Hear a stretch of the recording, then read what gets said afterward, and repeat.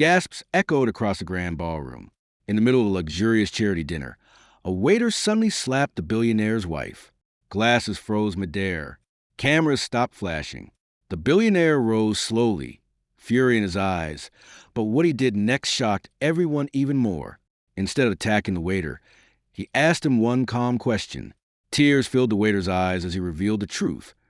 The woman had secretly ruined his family's small business years ago. The room fell silent. The billionaire turned to his wife, demanding answers. That night, secrets were exposed, reputations shattered, and justice finally began to unfold. The grand dining hall of the exclusive Riviera Club was alive with the soft hum of conversation, the clinking of fine china, and the occasional burst of laughter that floated above the polished marble floors. The room, illuminated by crystal chandeliers, seemed like a place where time itself moved more slowly, allowing the wealthy and influential to savor every moment of luxury. Guests in tailored suits and shimmering gowns mingled with the ease of people accustomed to privilege, yet beneath the surface of polite smiles, there were currents of rivalry, curiosity, and silent competition. At the center of it all, seated at a corner table reserved for the city's elite, was the billionaire Arthur Langford and his wife, Isabella, whose elegance was matched only by her reputation for being as sharp-tongued as she was beautiful. The couple arrived fashionably late, as was their custom, accompanied by a small entourage of personal assistants and security. Their presence shifted the energy of the room. Conversations faltered, and heads turned subtly, not wanting to appear overly eager, yet unable to resist stealing glances.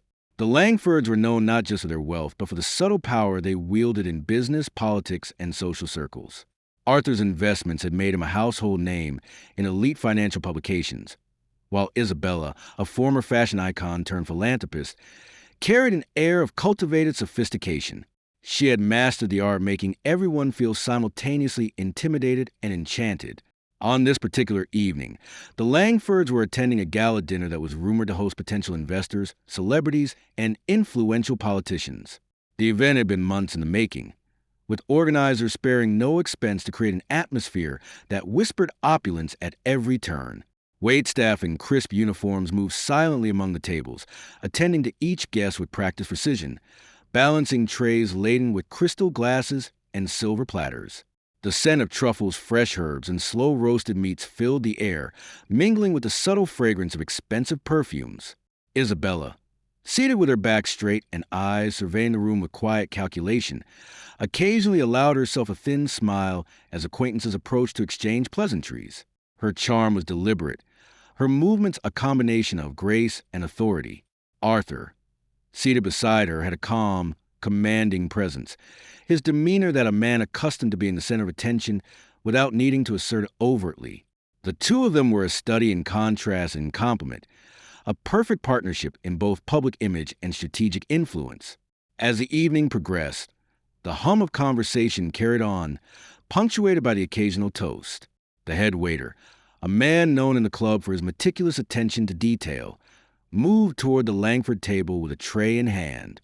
His expression was neutral, professional, yet there was a tension in his movements, subtle but noticeable to those who observed closely.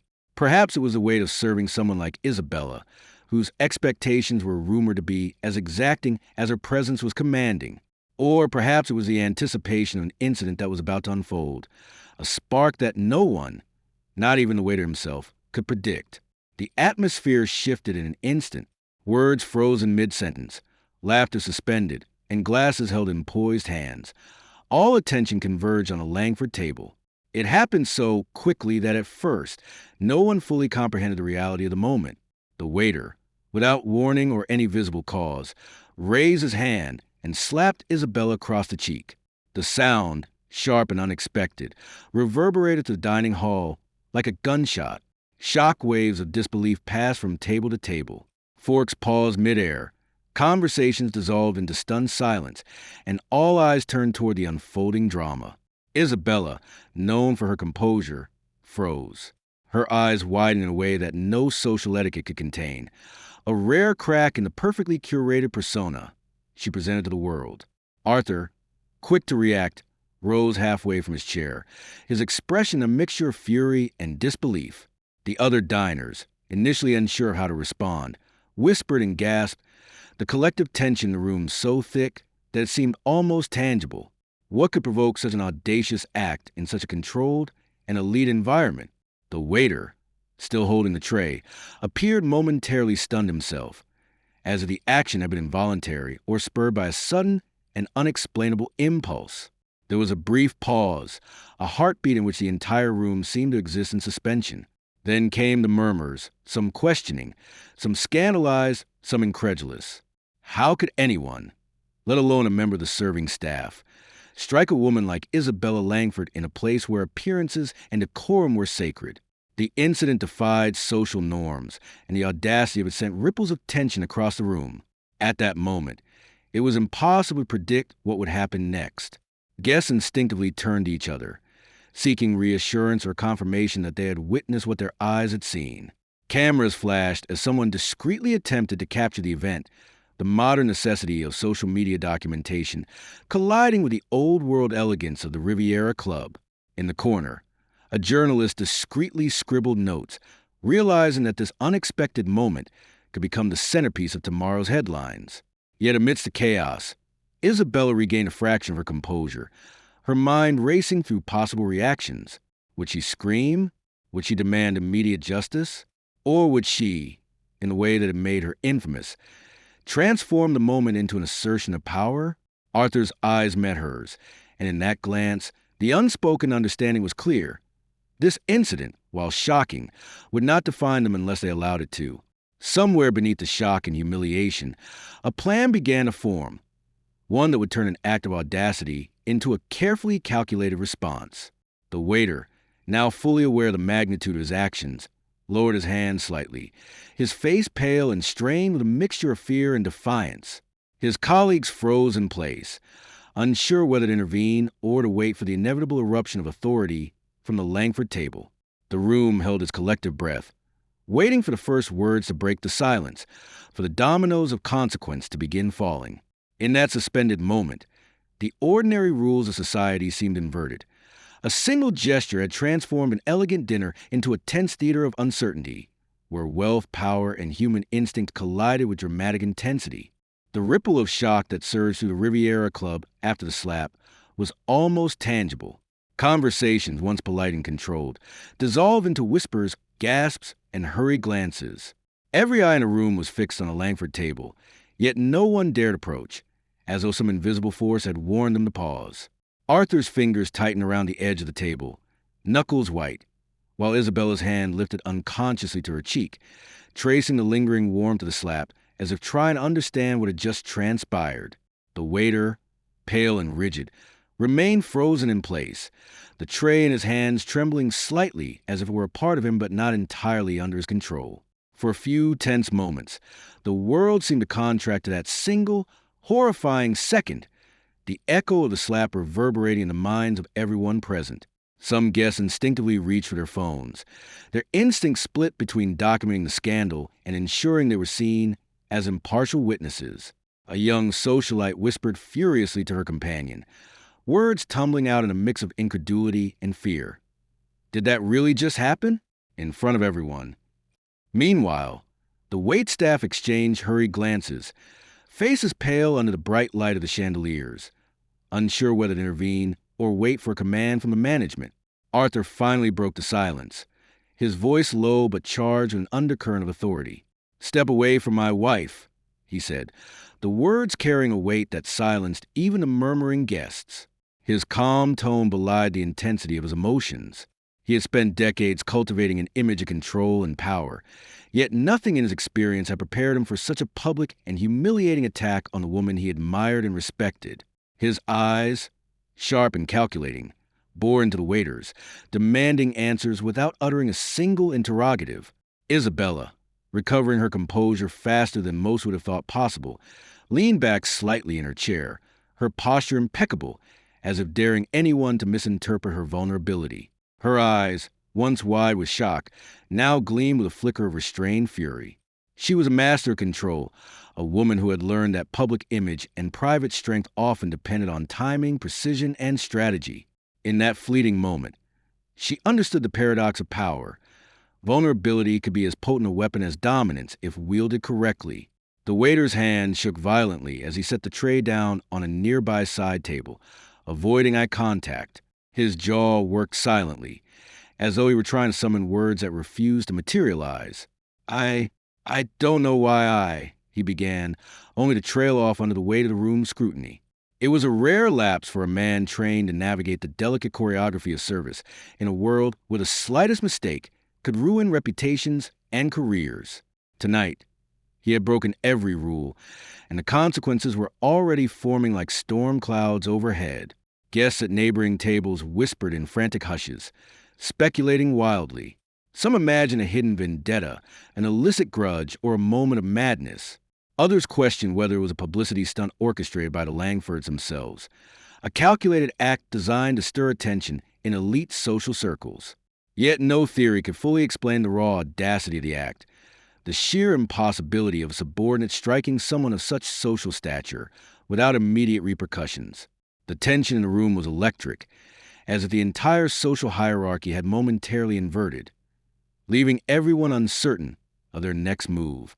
Then, the club's manager appeared, moving briskly toward the table, his polished shoes clicking sharply against the marble. His face was an intricate mask of professionalism and alarm, a man well-versed in managing crises yet unprepared for this magnitude of scandal. "Sir, ma'am," he said, bowing slightly. "Please allow me to," but he paused as Arthur's gaze pinned him in place. There was no need for words. The silent command in Arthur's eyes was unmistakable. Step carefully, or risk exacerbating the situation. The manager swallowed hard, acutely aware that this incident could define his career, or end it. Isabella spoke next, her voice calm yet imbued with sharp authority that made everyone in earshot lean forward. "Explain yourself," she said, her eyes fixed on the waiter. The room held its collective breath again. This was no ordinary rebuke. It was a demand for accountability, a public unmasking of intent, and a test of courage. The waiter, realizing that evasion was no longer an option, finally raised his gaze, revealing eyes filled with a complicated mix of fear, guilt, and something darker, something deliberate. I don't know why I did it," he stammered, though the hesitancy in his voice suggested that even he wasn't entirely convinced. The words did little to quell the mounting tension. In fact, they invited more questions than answers. Whispers spread like wildfire. Had he acted out of personal grievance? Madness? Or was there a calculated motive that only now began to emerge in the minds of the most observant diners? Arthur leaned slightly forward, his voice low and deliberate. "You will remain here until we understand why this happened.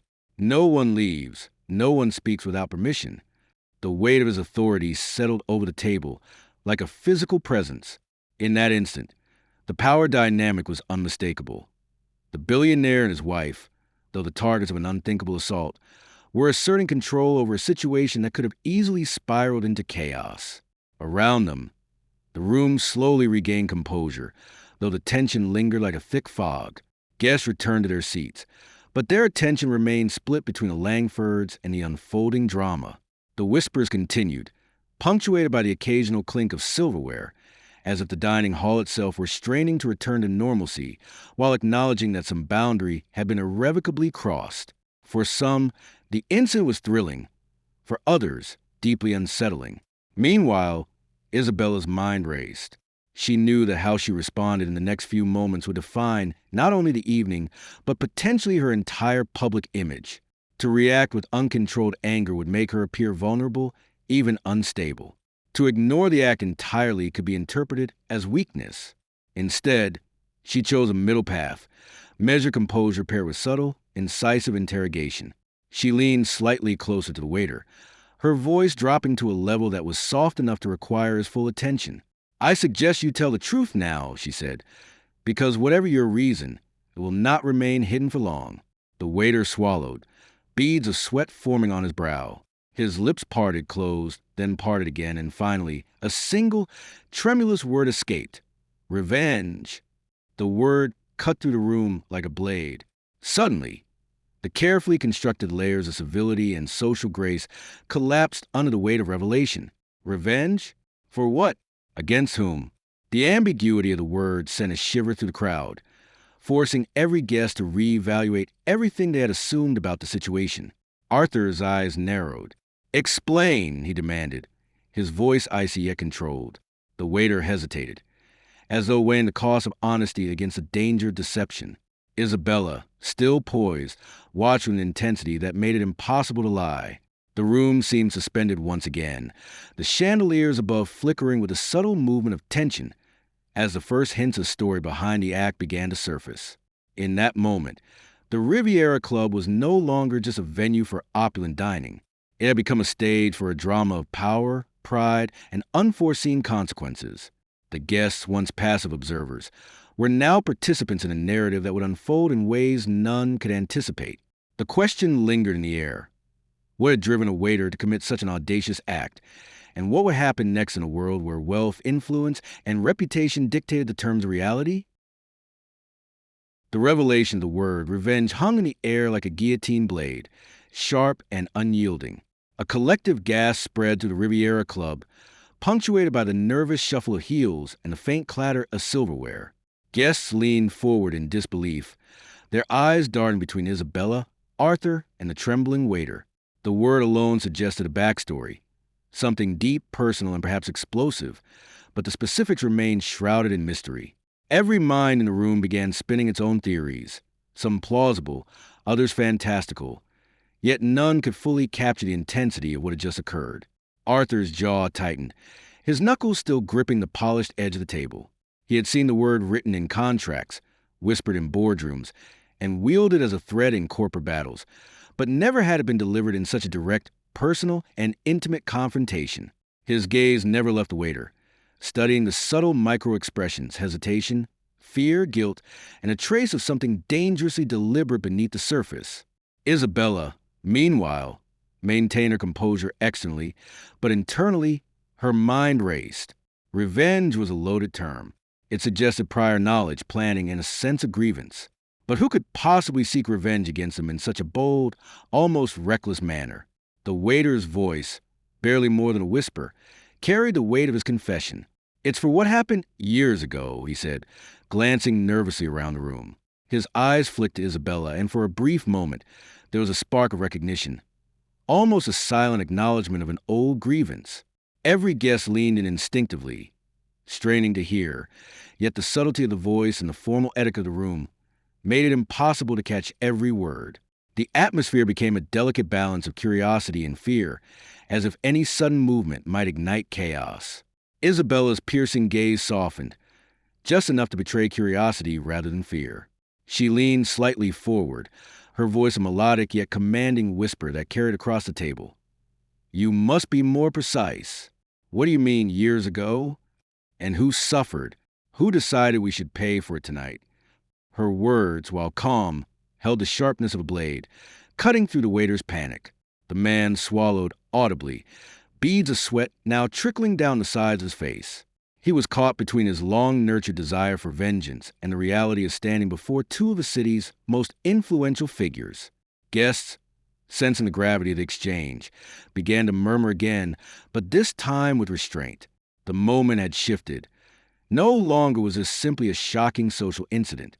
It had become a story of human emotion, old wounds resurfacing, grudges long hidden, and the fragile veneer of civility in elite society suddenly vulnerable to rupture.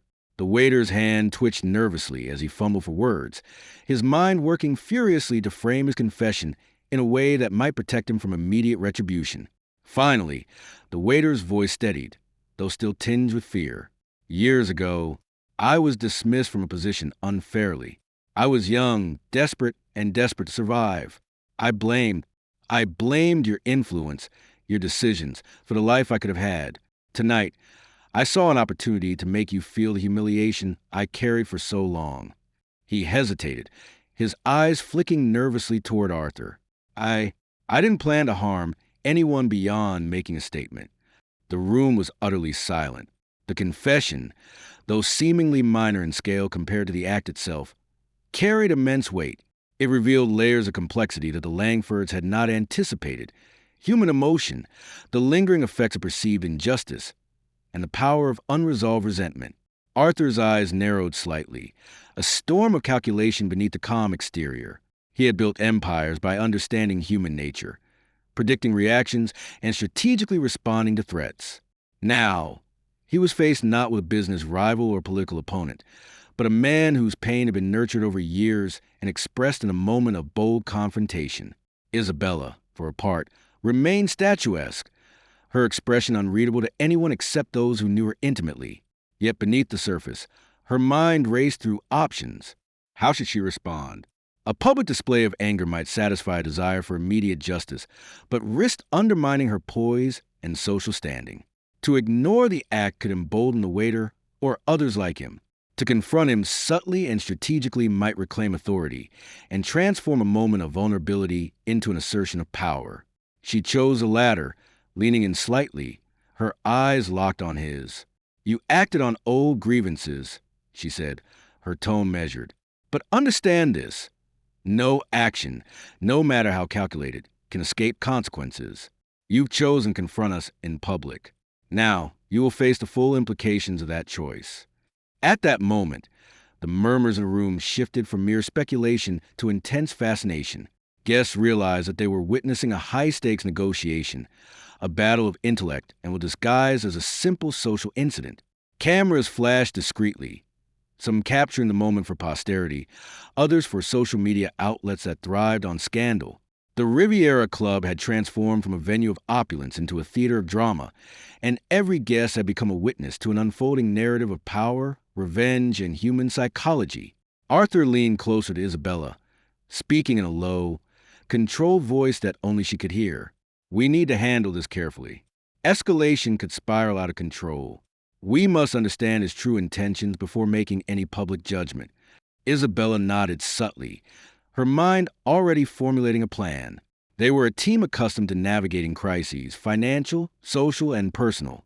Yet even they recognized that this confrontation carried an unpredictability unlike any they had faced before. The waiter's motives were emotional, irrational, and fueled by years of resentment, making him an unpredictable variable in an otherwise controlled world. Meanwhile, the waiter seemed to shrink under their combined scrutiny, the magnitude of his actions fully settling in. What he had imagined as a bold act of symbolic revenge was now a moment that might irrevocably define him. The room's attention, once filled with speculation, now pressed down like a weight. Every subtle gesture, every measured word, became a matter of life or social consequence. Guests instinctively moved closer to one another, as if proximity might grant them some measure of security amidst the tension. Then a subtle shift occurred.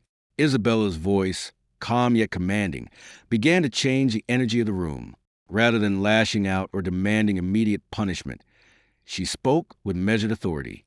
"Tonight is not just about past grievances. It is about understanding and resolution. You will speak truthfully, and you will do so under guidance. What you intended as revenge will now become a story of accountability." The words, carefully chosen, reoriented the narrative. What had begun as an act of aggression and humiliation was being transformed into a controlled, almost judicial process, a demonstration of power, composure, and social intelligence. As the waiter nodded, resigned yet still visibly shaken, the guests began to process the implications. They were witnessing a rare spectacle, the wielding of authority not through force or wealth alone, but through intellect, strategy, and timing.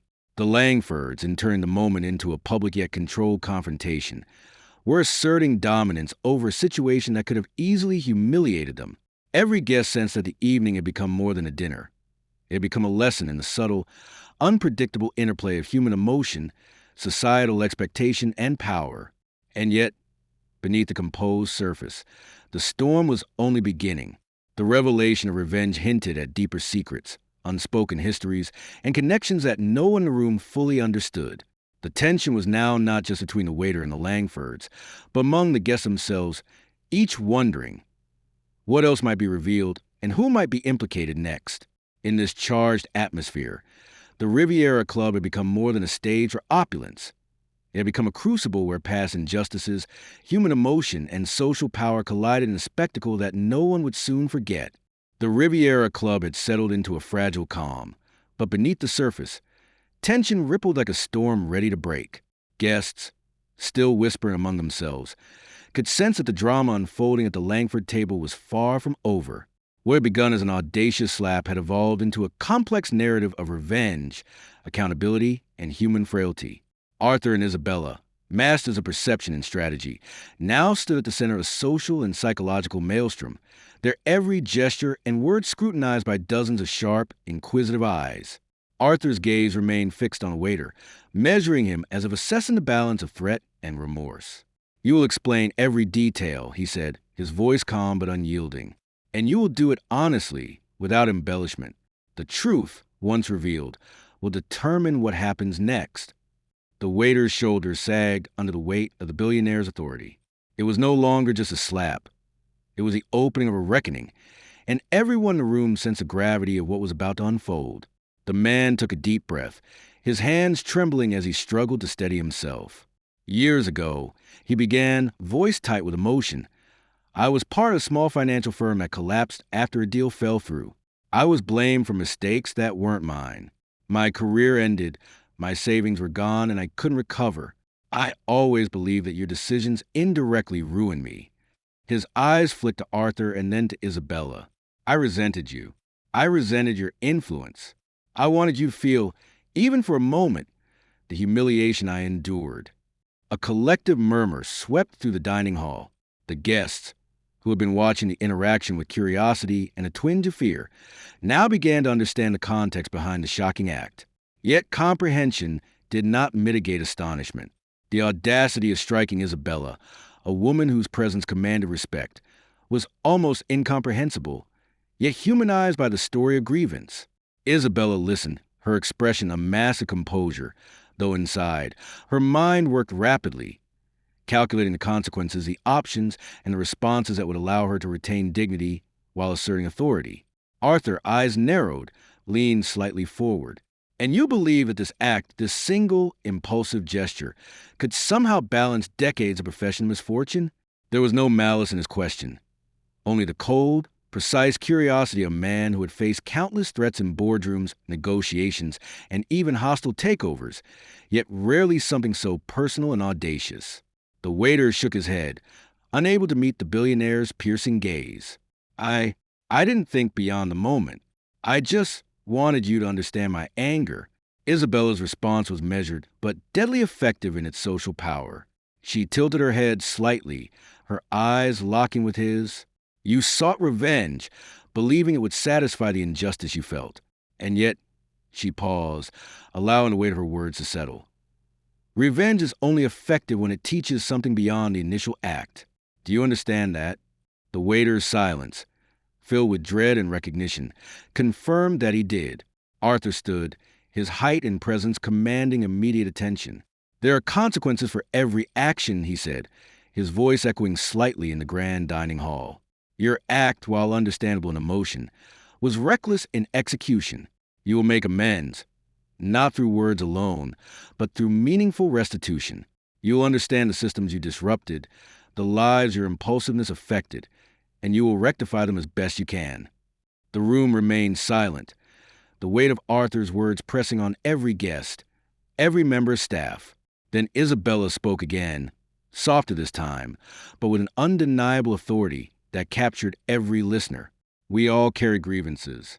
We all bear scars from choices, from injustice, from life's unpredictable cruelty. But life is measured not by the impulse of revenge, but by how we rise above it. Tonight you acted. Tomorrow you will act with purpose, with responsibility, and with integrity. That is a true lesson." Her words, calm yet charged, transformed the room. The audience, once spectators of scandal, now found themselves absorbed in a narrative of morality, accountability, and the complexity of human emotion. The waiter, visibly relieved and yet deeply shaken, nodded repeatedly. I understand," he whispered, his voice barely audible but sincere. It was a small, fragile surrender to authority, yet a meaningful one. The tension that had gripped the room since the slap began to dissipate, replaced with a tentative sense of closure. The Langfords had reclaimed control, not through force or anger, but through wisdom, strategy, and emotional intelligence, a demonstration of social power that few present would ever forget. Guests began to murmur again, this time in or rather than shock. Conversations resumed, though the atmosphere remained charged, as if every attendee had witnessed not only an act of audacity, but also a lesson in human psychology and resilience.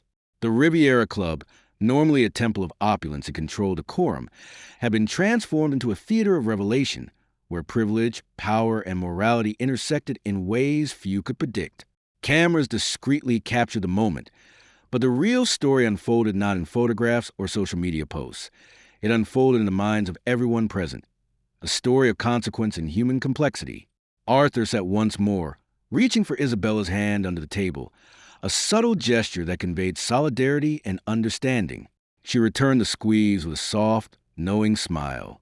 They had weathered the storm, and in doing so, had demonstrated something far more powerful than wealth or status: the ability to command respect, to assert authority, and turn an act of audacity into a lesson in dignity and accountability. The waiter was escorted quietly to a private area by club management, where he would begin the process of restitution and reflection. The Langfords, meanwhile, remained at their table, resuming their dinner as though reclaiming the evening itself. Yet even in the act of dining, their presence radiated an unspoken message.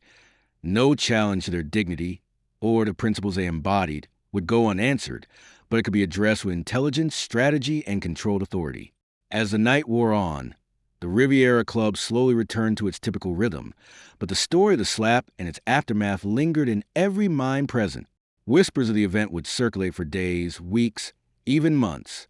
But what endured most vividly was not the act itself, but the way it had been transformed into a narrative of understanding, accountability, and moral reflection. It was a reminder that in the worlds of wealth and influence, every action, no matter how impulsive, carries consequences, and every reaction has the power to redefine events in ways both unexpected and profound. By the time the Langfords departed, the room had settled into a quiet admiration. Guests watched them leave, recognizing the subtle lesson that had been delivered without spectacle or rage. Power was not simply wealth, force, or intimidation. It was wisdom, composure, and the ability to turn crisis into clarity. And for those who had witnessed the night's events, it was a story that would echo far beyond the polished walls of the Riviera Club, a story of audacity, consequence, and the transformative power of measured authority. If this story moved you, don't forget to like, subscribe, and share, because you never know whose life can change in a single moment.